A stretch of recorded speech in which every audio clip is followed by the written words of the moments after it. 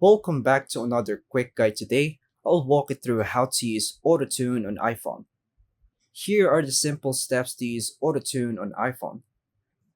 First, unlock your iPhone and open the App Store. Tap Search at the bottom right. Type Voloco and download the app. Open the app after installation by tapping Open.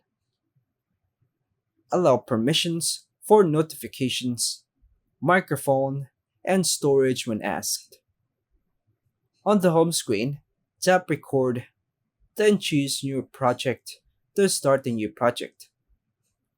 Put on earphones, headphones for better autotune accuracy. Optional, but recommended.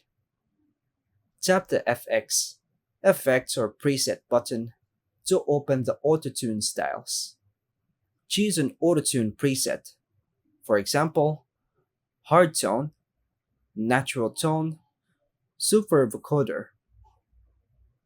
Tap record and sing or speak.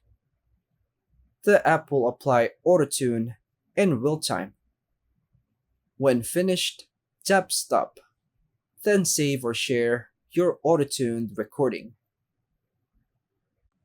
And that's all for now, folks. Thanks for watching.